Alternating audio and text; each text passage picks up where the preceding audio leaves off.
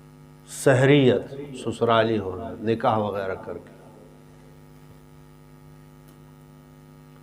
ٹھیک ہے جی. اور نمبر 3 ولا ہے، ولا یہ پکے اصول ہے، قیامت تک یہ تینوں اصول رہے. حسب نسب جو ہے، نسب کسی کا بیٹا ہے بھائی ہے تو نسب کی وجہ سے ارث تقسیم ہو. دوسرے نکاح کی وجہ سے سسرالی، سحرن سحریت مطلب یہ ہے کہ نکاح وغیرہ سے، جیسے میں جو دوسرا اصول ابھی یہ چل رہا ہے.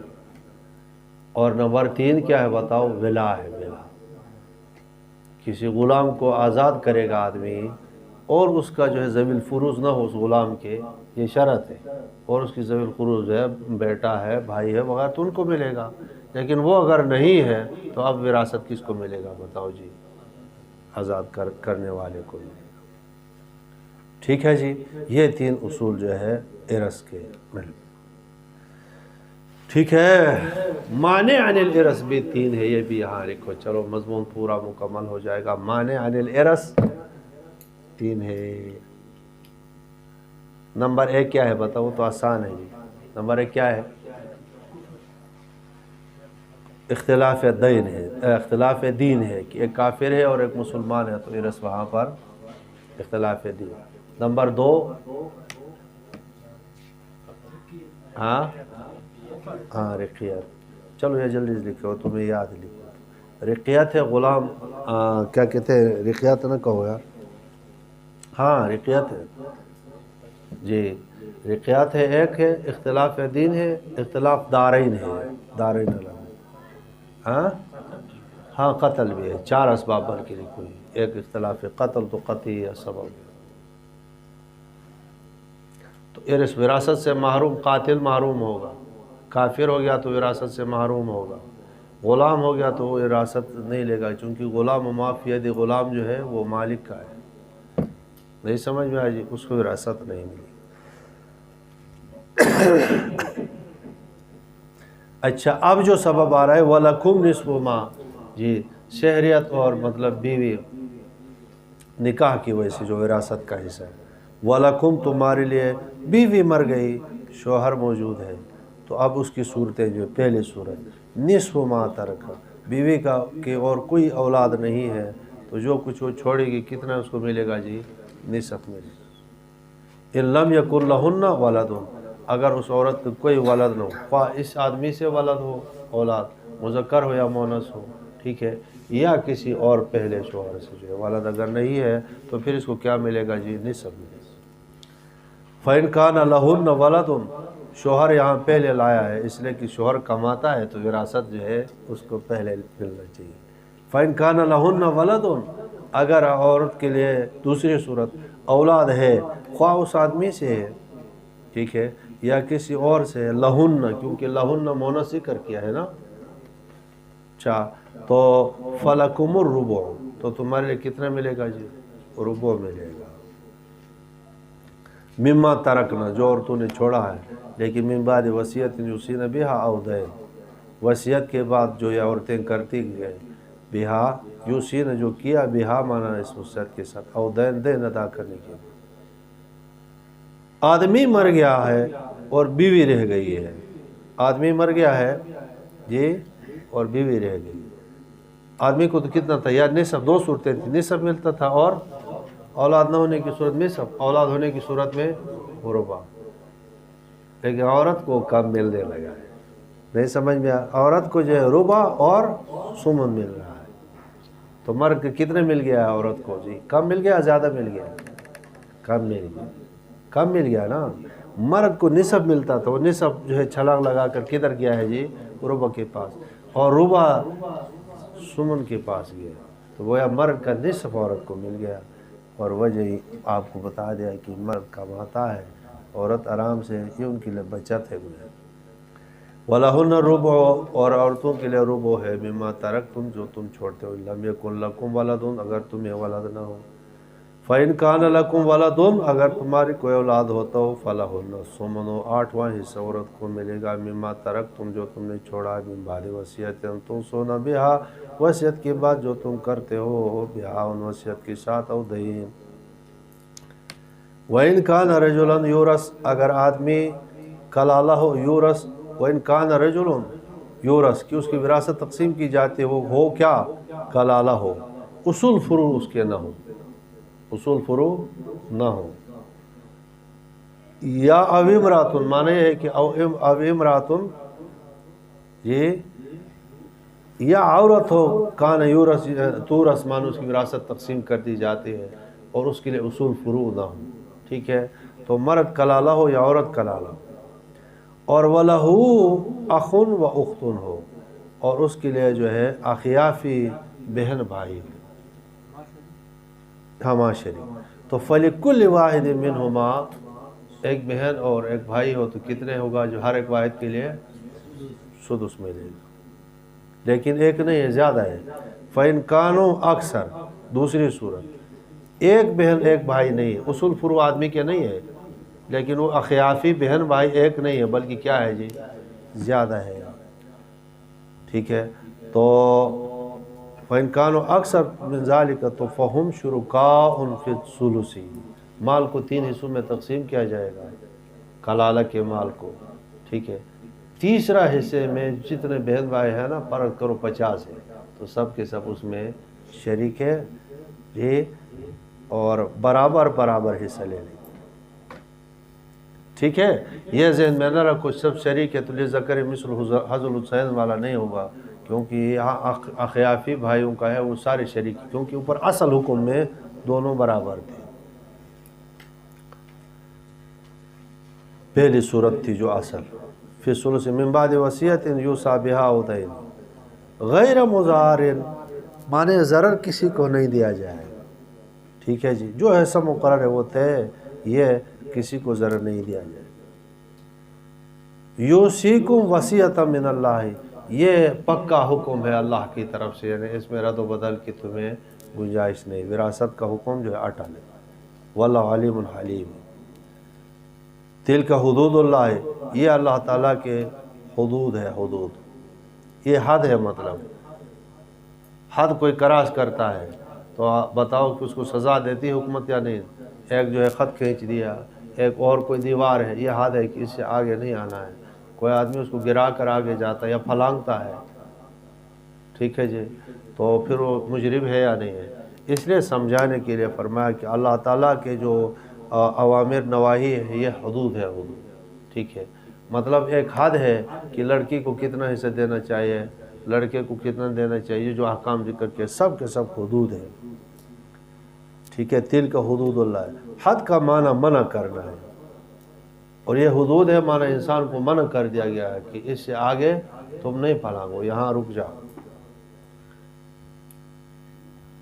سمجھ رہے ہو جی، تل کا حدود اللہ، اور انہی حدود پر عمل جو ہے کیسے کرو گے بتاؤ جی، کس طریقے سے کرو گے، پیغمبر کی اطاعت کی وجہ سے، وَمَن يُطِعِ اللَّهَ وَرَسُولَهُ جو اللہ کے رسول کی اطاعت کرے گا، جو حدود بیان کیے گئے اسی کے مطابق چلے گا، ٹھیک ہے، اور اللہ کی اطاعت کرے گا اور اللہ کے رسول کی، تو یہ آگے سمرہ ذکر کیا، يُدْخِلُ جَنَّاتٍ تَجْرِی مِن تَحْتِھَا الْأَنْہَارُ خَالِدِینَ فِیہَا وَذَلِکَ فَضْلُ الْعَظِیمُ وَمَن يَعْصِ اللَّهَ وَرَسُولَهُ وَيَتَعَدَّ حُدُودَهُ يُدْخِلْهُ نَارًا خَالِدًا فِیہَا، اچھا یہاں سے بھی یاد کرو، وَمَن يَعْصِ اللَّهَ وَرَسُولَهُ وَيَتَعَدَّ حُدُودَهُ دو ذکر کیے، کچھ فرق ہے اس میں جی، فرق ہے، وَمَن يَعْصِ اللَّهَ وَرَسُولَهُ جو نافرمانی کرے گا اللہ اور اللہ کے رسول کی، اس کا تعلق اعمال کے ساتھ، اور وَيَتَعَدَّ حُدُودَهُ حد سے تجاوز کرے گا اعتقاد میں،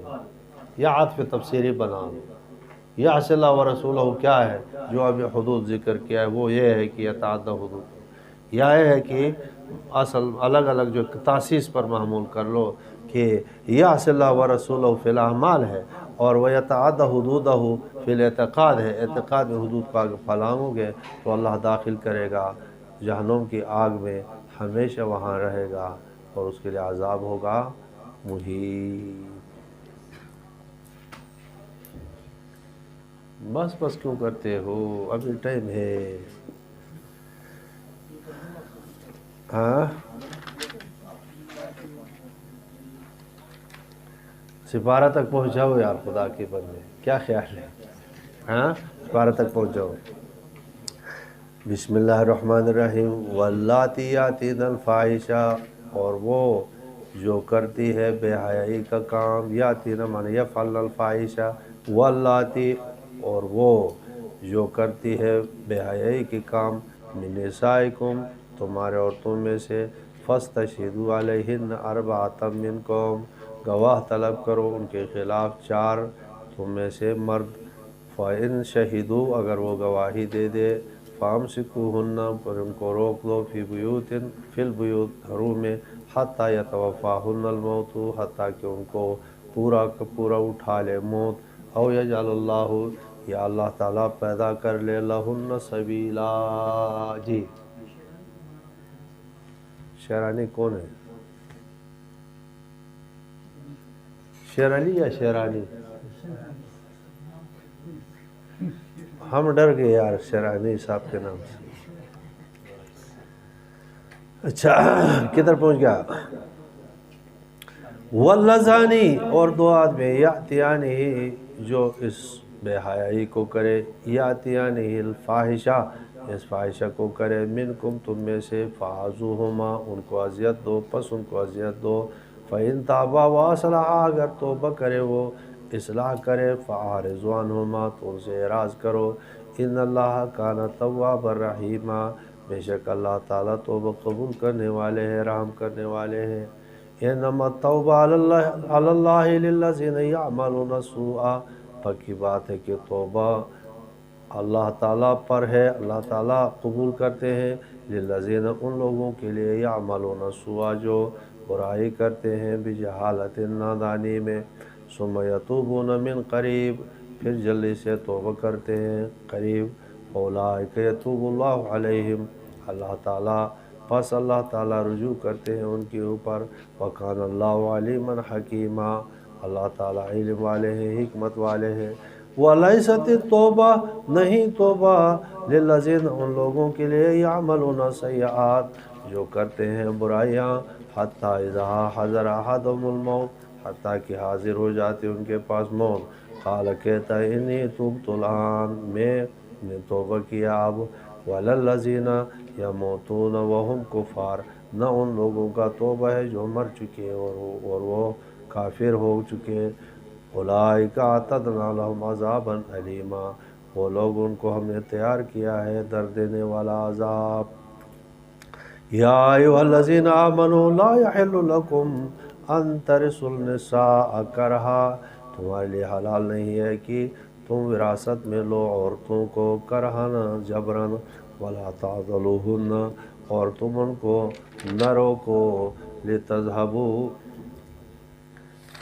اچھا جی اور تم ان کو نہ روکو، لتذہبوا ببعض ما آتیتموہن تاکہ تم لے جاؤ بعض وہ مال جو تم نے ان کو دیا ہے، الا ان یاتین بفاحشۃ مبینہ مگر یہ کہ وہ کر لے کوئی بے حیائی کھلی ہوئی، وعاشروہن ان کے ساتھ رہو، بالمعروف عرف کے مطابق، فإن کرہتموہن اگر تم ان کو ناپسند تصور کر لو تو اس پر صبر کرو، فعسیٰ ان تکرہوا شیئا امید ہے کہ تم کسی چیز کو ناپسند تصور کر لو، وَيَجْعَلُ اللَّهُ فِيهِ خَيْرًا اللہ تعالیٰ اس میں خیر کا پہلو ڈال دے کثرت سے، وَإِنْ أَرَدْتُمْ اگر تم چاہو استبدال زوجن مکان زوجن ایک بیوی کی جگہ دوسری بیوی بدلنا چاہتے ہو، وَآتَيْتُمْ إِحْدَاهُنَّ اور تم نے دیا ہے ان میں سے کسی ایک کو، قنطاراً ڈھیر سارا مال، فلا تأخذوا منہ شیئا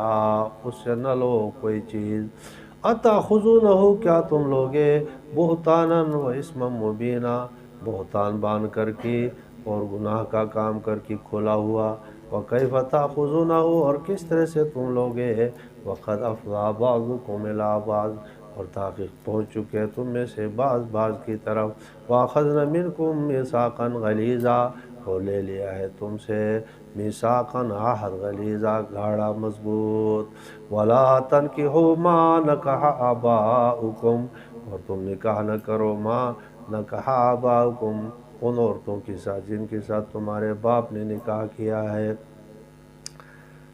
من النساء عورتوں میں سے الا ما قد سلف مگر وہ جو پہلے گزر چکا انہو کان فاحشہ بے شک یہ بے حیائی کا کام ہے، عقلی بے حیائی ہے، و مقتا شرعی بے حیائی ہے، وساء سبیلا عرفی بے حیائی ہے، سارے جو ہے قباحتیں، ٹھیک ہے۔ فاحشہ یہ عقلی قبیح ہے اور مقتا شرعی قبیح ہے، وساء سبیلا اور عرفاً بھی یہ ٹھیک نہیں ہے۔ آسان ہے دیکھو،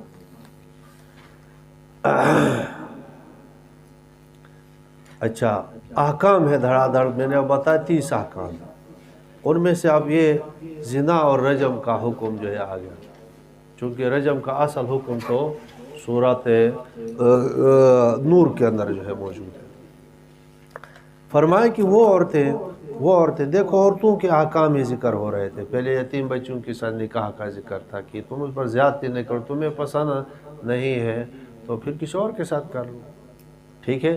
اب یہاں پر عورتوں کا ایک حکم کہ عورت خود جو ہے اس کو بھی انسان بننا چاہیے، اگر وہ کوئی فاحشی بے حیائی کا کام کرتی ہے، ان کی رعایت بہت ہے، وراثت میں بھی حصہ ہے سب کچھ، لیکن وہ خود بے حیائی کا کام کرتی ہے۔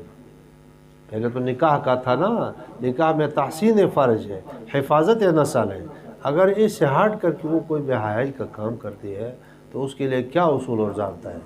فرمایا کہ واللاتی یاتین الفاحشہ، جو وہ عورتیں یفعلن الفاحشہ، فاحشہ سے مراد زنا کا کام کریں، من نسائکم تمہارے عورتوں میں سے، فاستشہدوا علیہن اربعۃ منکم، تم گواہ طلب کرو، سینتا طلب کے لیے گواہ طلب کر لو ان عورتوں کے خلاف، کتنے؟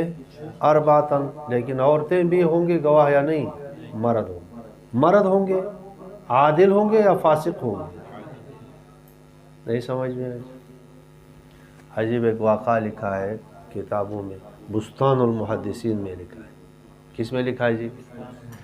ایک عورت مری ہوئی لاش پڑی ہوئی تھی، عورتوں کا کام ہوتا ہے ویسے زبان سے بات آ جائے کہ دوسری عورت آ گئی، اس کے ران کے قریب اس نے ہاتھ اٹھایا اور اس نے کہا کہ اللہ رحم کرے، یہ عورت اس کی ٹانگ اس طرح کچھ نازیبا لفظ کہہ کر یوں ہاتھ مار دیا، یوں کر دیا، تو شاہ عبدالعزیز نے لکھا ہے اس عورت نے اس کے ہاتھ پکڑ لیا، ہاتھ چپک گیا مردے کی ساتھ، اب مردے کو یوں ہلاؤ تو زندہ عورت کا ہاتھ پکڑ لیا۔ بستان المحدثین نے لکھا، امام مالک کی مذہب میں لکھا ہے کہ امام مالک اتنا بڑا عالم، یہ بہتان جو ہے اور زنا اتنے خراب اور خطرناک چیز ہے۔ پکڑ لیا عورت کا ہاتھ، کس نے پکڑ لیا؟ مردے نے۔ کرامات الاولیاء حق، مرتے مرتے اپنے نزاعت کو ثابت کر پکڑ لے اس طرح سے۔ شاہ عبدالعزیز نقل کرنے والا کوئی چھوٹا آدمی نہیں، شاہ عبدالعزیز محدث دہلوی رحمہ اللہ۔ اب علماء پریشان ہیں، اب اس زندہ، اب اس کو کیسے دفن کرے؟ وہ چھوڑتی نہیں، غسل کیسے؟ وہ غسل تو دے دیا، کفن پر اس نے ہاتھ مارا، اب دفن کیسے کر لے؟ سارے علماء پریشان ہو کر کے امام مالک رحمہ اللہ کے پاس گئے کہ یہ مسئلہ ہو گیا حضرت۔ اس نے کہا صبر، سوچتے، اس نے کہا اس کو کوڑے لگاؤ، 80 کوڑے لگاؤ، یہ چھوڑ دے گی۔ کہتے کوڑا لا کر کے لگانا شروع کیا، 1 2 3 4 5 80 پورے ہو گئے، چھوڑ دیں اسے۔ لوگ حیران ہو گئے، علم و فہم دیکھ کر کے اور تقویٰ دیکھ کر کے 80 کوڑے۔ آپ نے کیسے معلوم کیا؟ میں نے ایسے معلوم کہ یہ پارسا پاک دامن عورت تھی اور اس نے کیا لگایا جی؟ بہتان لگا دی، اور بہتان کی سزا یہی ہے کہ ثابت نہ کر لے جی زنا کے بہتان 4 گواہ لینا ہے، اگر نہیں تو یہ آخرت میں تو سزا ہوگی، لیکن وہ اخروی سزا ابھی آنکھوں کے سامنے جو ہے ظاہر کر دیا، کرامات الاولیاء تھی۔ خیر بہرحال فاستشہدوا علیہن اربعۃ منکم، 4 گواہوں کو طلب کر لو، وہ 4 گواہ عادل بھی ہوں، فاسق نہ ہوں، ٹھیک ہے جی، اور عاقل بھی ہوں، اور مسلمان بھی ہوں، اور آزاد بھی ہوں، یہ شرائط ہے بھائی۔ اور 4 گواہ آ کر وہ گواہی کیسے دے دے؟ کنایے میں نہیں، اشارہ کنایے میں نہیں کہ ہم آ رہے تھے اور ادھر کوئی جو ہے پردے کے پیچھے کچھ ہل رہا تھا، ٹھیک ہے جی، یہ گواہی نہیں۔ اگر یہ کہے کہ جی ادھر پیچھے ایک مرد اور ایک عورت وہاں پر جو ہے، یا یہی مرد اور یہ عورت تھے لیکن یہاں پیچھے ہم نے دیکھا ہے کھڑے تھے بیٹھے تھے، تو زنا نہیں ہے نا۔ وہ اس طرح سے گواہی دے، اور لفظ اشہادو گواہوں میں ہونا ضروری ہے شہادت کے اندر، کہ میں گواہی دیتا ہوں خالص اللہ کی رضامندی کے لیے کہ جب میں دیکھ رہا تھا تو یہ مرد اور یہ عورت قضا و قضا یفعل قضا و قضا، پوری تفصیل بیان کر لے 4 گواہ۔ تو پھر اس کے بعد جب اتنی واضح وضاحت کے ساتھ گواہی دے رہا ہے تو مطلب یہ انتہائی بے حیا مرد اور بے حیا عورت ہے، تو اس کو چھوڑنا معاشرے میں ایسا ہے کہ معاشرے کو بے حیا بنانا ہے، اس کا وجود جو ہے کل عدم کرنا ہے، تو اس کے لیے سزا کون سی ہونی چاہیے بتاؤ جی؟ یہی والی ہونی چاہیے جو اسلام نے کہا، رجم، پتھروں سے مار مار کر کے۔ یہ وحشیانہ ہے یا بتاؤ کہ یہ عین عقل کے مطابق ہے؟ وہ جو زنا کر کے نسب خراب کر رہا ہے، اس کا جو بیٹا وہ کس کا ہوگا بتاؤ؟ اس کا ہوگا یا اس کا ہوگا جس کی فراش ہے، جس کی بیوی ہے؟ کس کا ہوگا بتاؤ جی؟ بتاؤ، فیصلہ لگا کہ کس کا ہوگا؟ کسی کو پتہ ہے؟ وہ پورے نسل انسانی کو خراب کر رہا ہے کہ اس کا باپ یہ ہے یا یہ ہے، کوئی پتہ نہیں ہے، عزت آبرو ختم کر رہا ہے، وہ وحشت ناک نہیں ہے، وہ بے حیا نہیں۔ اور جو پتھر لگتا ہے تو وہ اس کو آپ کیا کہتے ہیں جی؟ ٹھیک ہے جی، اچھا۔ فَاسْتَشْهِدُوا عَلَيْهِنَّ أَرْبَعَةً مِنْكُمْ فَإِنْ شَهِدُوا، اگر وہ گواہی دے دے، فَامْسِكُوهُنَّ فِي الْبُيُوتِ، یہ حکم بعد میں جو ہے منسوخ ہو گیا، یا یہ حکم سیاستاً ہے، ان کو روک دو فی البیوت حتی یتوفاہن الموت، اس کو موت آ جائے عورتوں کو، یعنی قید کرو، او یجعل اللہ لہن سبیلا، یا کوئی راستہ۔ جب نور کی آیت نازل ہو گئی تو آپ نے فرمایا خذو لے لو، اللہ تعالیٰ نے جو ہے سبیل بتا دیا ہے، یہ بات ختم ہو گئی۔ واللذانی یاتیانی، واللذانی یہ کیا ہے؟ بعض نے کہا کہ یہ قوم لوط والا عمل، 2 مذکر آدمی ہیں، واللذانی 2 مذکر آدمی یاتیانی اس فاحشہ کو کرے، لواطت کر لے، تو ان کو منکم تم میں سے، فآذوہما ان کو تکلیف دے دو، جوتے شوتے مار دو، ذلیل کا بچہ تو یہ کام کرتا ہے، گدھے کا بچہ، ان کو اذیت دے دو، ٹھیک ہے جی۔ فَإِن تَابَا وَأَصْلَحَا، اگر توبہ کرتے صلح کرتے، فَأَعْرِضُ عَنْهُمَا ان سے اعراض کر، اِنَّ اللَّهَ كَانَ تَوَّابًا رَحِيمًا، بے شک اللہ تعالیٰ بخشنے والا رحم کرنے والا ہے۔ لوطی کی سزا میں فقہا کا اختلاف پایا جا رہا ہے، بعض نے کہا اس آدمی پر دیوار گرا کر کے مارنا چاہیے، ٹھیک ہے جی، اور بعض نے کہا کہ اوپر اٹھا اوپر کر کے دریا میں غرق کرنا چاہیے، بعض نے کہ اس کو آگ لگانا چاہیے۔ صحیح اور راجح مسلک میں آپ کو لکھوا رہا ہوں، یہ جو ہے مفوض الی رائے الحاکم ہے، مفوض الی رائے الحاکم۔ شوافع اور کے نزدیک ہے کہ حد زنا ہے، رجم کیا جائے گا۔ کیوں جی رجم کیا جائے گا جی؟ او بھائی زنا سے بڑا کام اس نے کیا یا نہیں کیا بتاؤ تو؟ زنا میں تو آدمی اپنے محل استعمال کرتا ہے، عورت مردوں کے لیے بنائی گئی ہے، اگرچہ حرام ہے، نکاح نہیں کیا ہے، صف کو مائل فی محل المحترم ہے، ٹھیک ہے، ناجائز طریقے سے، لیکن اس کا محل تو ہے نا، یہ تو محل ہی نہیں، یہ وضع شے فی غیر محل ہی، یہ تو محل ہی نہیں، فاعل کی جگہ مفعول بنا دیا، سمجھ میں آ گیا جی؟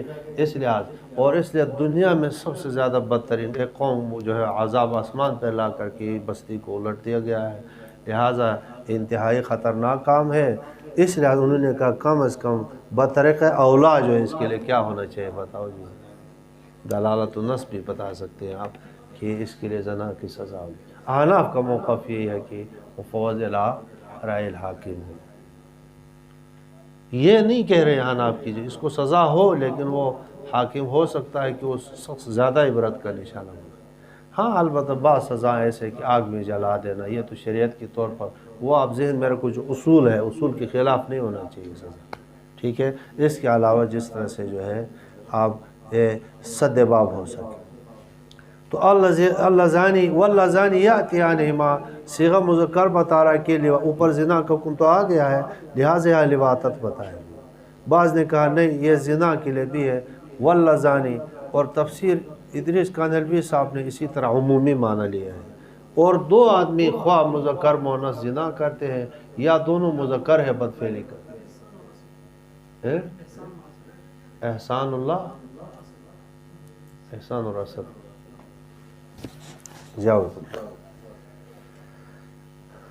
فاعذوہما ان کو اذیت دو فإن تابا واصلحا فأعرضوہما ان سے اعراض کریں آگے آیات ان اللہ کان تواب الرحیم اللہ تعالیٰ تواب الرحیم ہے لیکن توبہ کی شرائط ہے توبہ کی شرائط ٹھیک ہے جی بات سنو فرماتے کہ انما التوبہ علی اللہ توبہ اللہ تعالیٰ قبول کرتے ہیں ان لوگوں کے لیے جس میں دو باتیں یعملون نسوا جو عمل کرتے ہیں برائی کا بجہالت ہر گناہ جو ہے جہالت ہی کی بنیاد پر آدمی کرتا ہے یا اس کو پتہ ہوتا ہے حقیقت کی زنا یا چوری کر رہا ہے اس کو جب آگ جلاتی ہے اس کو 100% یقین آ جائے کہ میں حرام نہیں کر رہا ہوں بلکہ انگارہ کھا رہا ہوں اس کی پیٹ میں انگارہ ہے اس حقیقت اور معال سے وہ آدمی جاہل ہوتا ہے اگر اس انجام سے جاہل نہ ہو تو گناہ نہیں کرے نہیں سمجھ میں تو ہر گناہ جو آدمی کرتا ہے تو کس وجہ سے کرتا ہے بتاؤ جہالت کی وجہ سے کرتا ہے جی بس ہے تھوڑا سا رہ گیا مغرب کی بات تو مشکل ہے ہاں جمعرات میں ہے جمعرات تو ابھی ختم ہے ابھی تفسیر ختم کر رہے ہیں